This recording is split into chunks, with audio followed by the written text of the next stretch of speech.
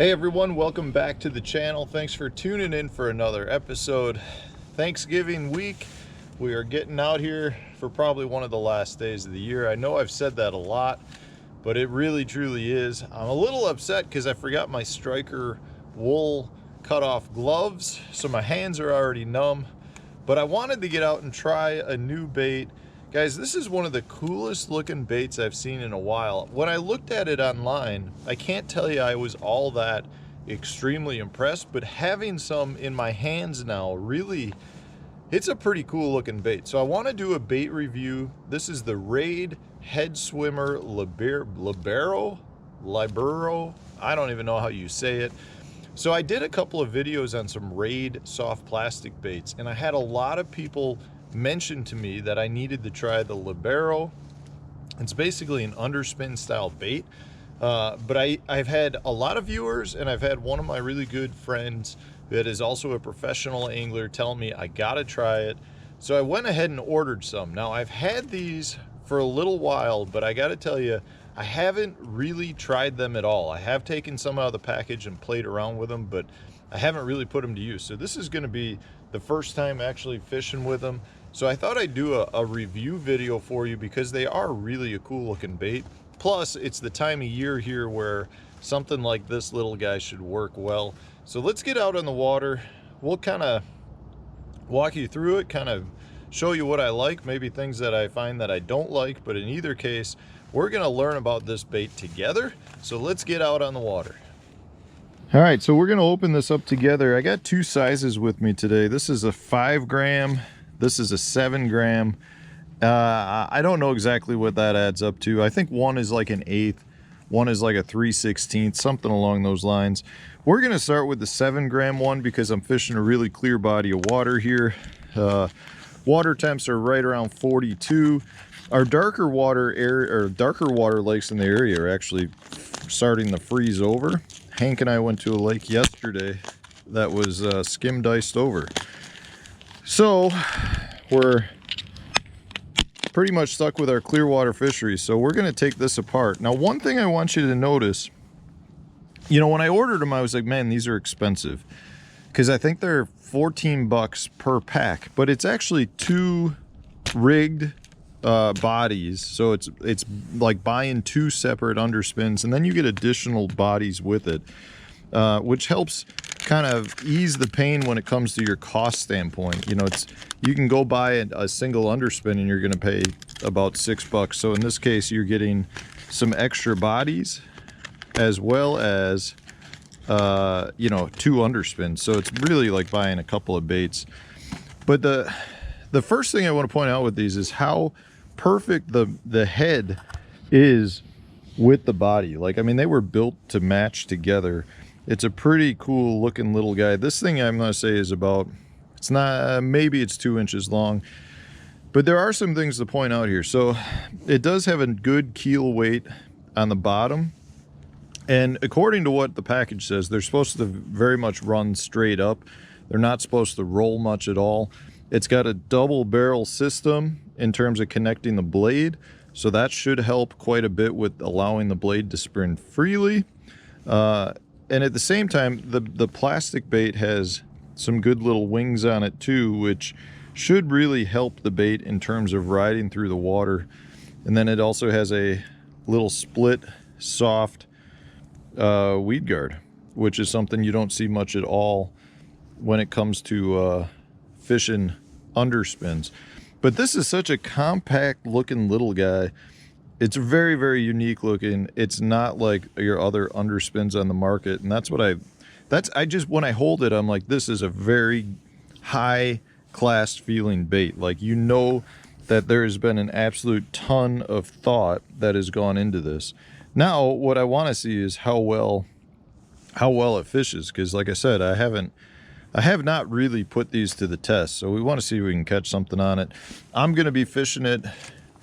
I got taken a hover rig off, but I'm going to be fishing it on a custom built MHX NSJ 871. So hopefully you guys can see that. It's a 7.3 blank medium light fast action rod. It says on here for up to 3/8 ounce baits. This is my go-to for finesse. And then I've got here 10-pound Berkley X9 braid to a 6-pound Berkley 100% fluorocarbon leader. So we'll get this tied on and get out there. We've got him tied on. If I put him down in the water, he's so little you probably can't even see him down there, but it is, I mean, just a little nugget, a little morsel that just looks fantastic. And we've got just a tint of side-to-side roll. The tail gives it a little like hiccup as it's running. The blade is kind of hitting the body, just making a little bit of movement. I mean, I don't know why we wouldn't catch him on that. I probably just jinxed us majorly, but it is a cool looking little bait.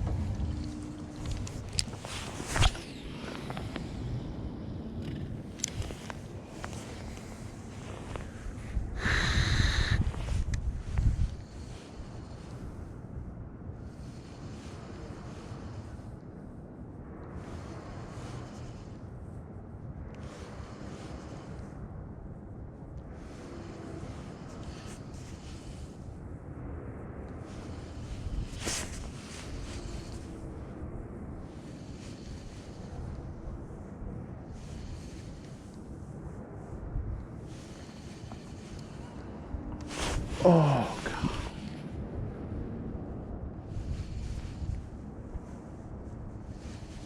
Came back for it. Oh.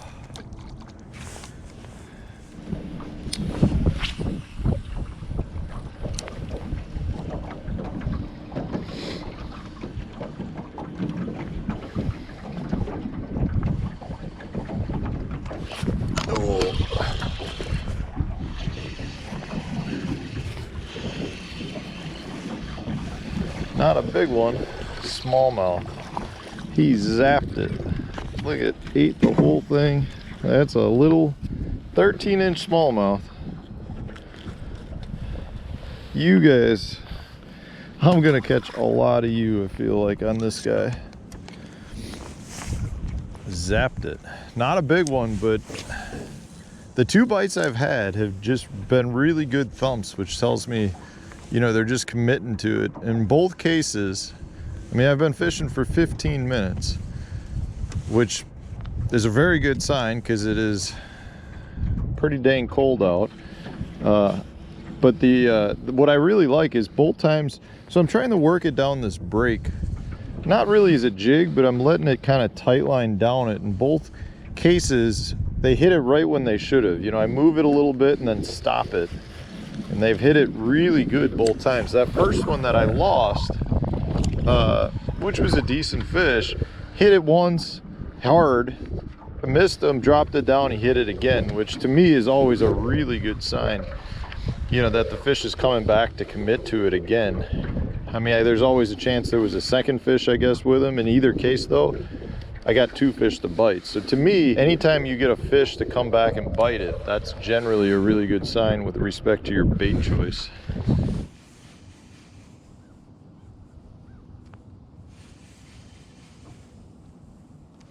There he is.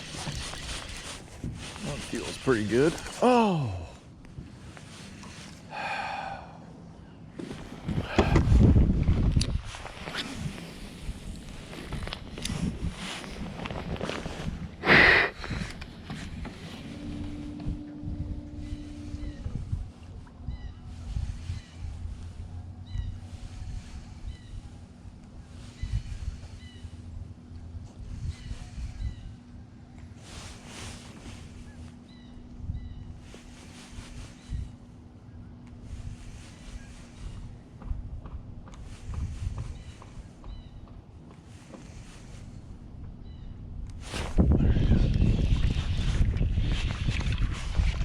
Little guy.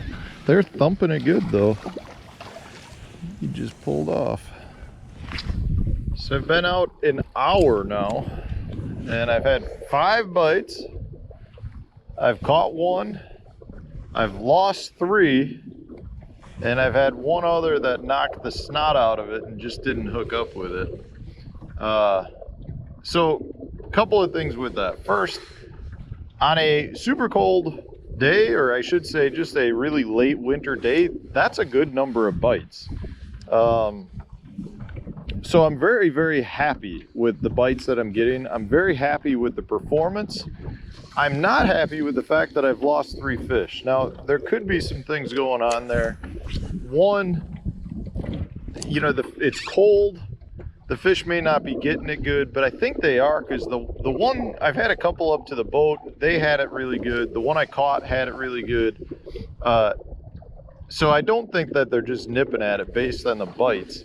I think more than anything, after using this bait, the rod that I'm using is a little light. I would not be throwing a medium light action rod like I am with this. Now, I don't have another one to upgrade to that I think would really help, but I think, you know, I would be throwing this on probably a medium action, if not a medium action bait caster, because it casts extremely well. It is such a compact little bait. And it looks so small, you're like, man, I should be throwing this on spinning gear, but I think you get away just fine with some lighter bait casting gear. If it were me, I would be throwing it on a medium action spinning rod, still in that 7.3 range. You know, I am throwing it just on 6-pound test, and in this super clear water, I'm fine with that. I would just rather have a little bit heavier action rod, and I think that would solve all my issues. Because right now what's happening, the bait casts so extremely well that a lot of my bites are coming a long ways away, and I just don't think I'm getting the hook buried in the fish. And the hook is laser sharp. It's not the issue with the hook. I don't think it's oversized. I just don't think I'm getting it buried in the fish's mouth. Now, so I think that's a very correctable issue. That's a user error on my part. I just don't have the right rod, and that was based on me grabbing the rod I thought I was going to want with it. But based on how compact this little guy is and how well it casts and swims and stays down in the water, I would actually be using it on a medium action rod. But, you know, so I think that's a correctable issue on my part, not landing the fish. And I wouldn't even be surprised at this point, though, if I catch the next 10 in a row. I think I would probably be having a better landing percentage had I grabbed a little bit heavier rod.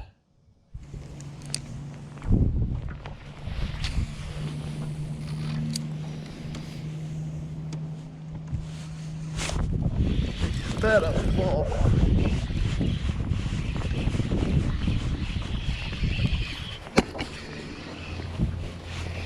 Not a big one, but I'll take them. And we got them in the boat.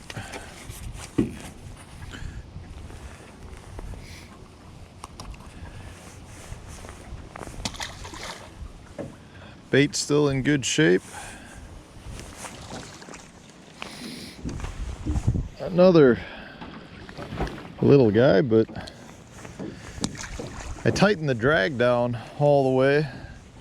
Give him a couple of harder cranks right off the bat, and that's 2 for 2 now. All I'm doing is I'm just going down these steeper braking slopes. So I don't have any electronics again today. I'm just going down. I can visually see the drop off, and I'm basically I'm throwing up on top of the ledge, and then just kind of, you know, I reel a little bit, let it pendulum down, reel a little bit.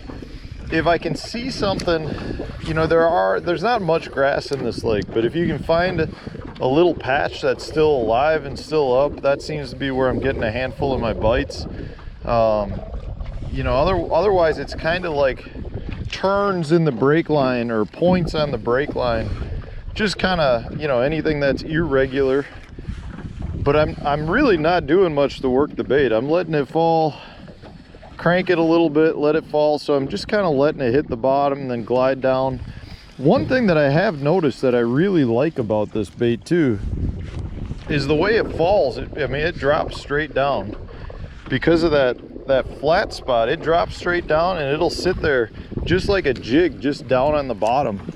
So you really can like drag it. You can almost fish it like a dark sleeper. you know, where you can drag it and it just rides the bottom so well, which is one thing I really like. It seems to be coming through the little bit of grass that I'm fishing very, very well.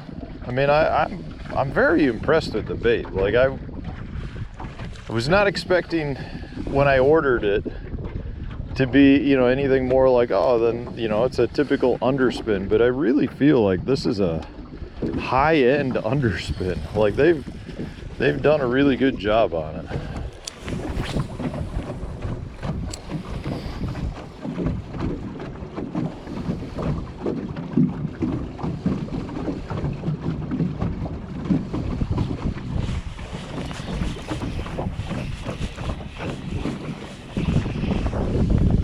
Smallmouth.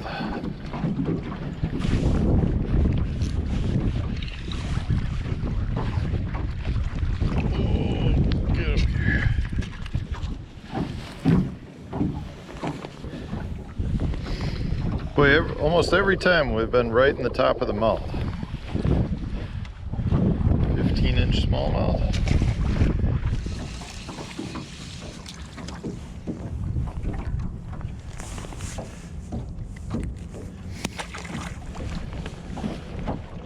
Another little largemouth.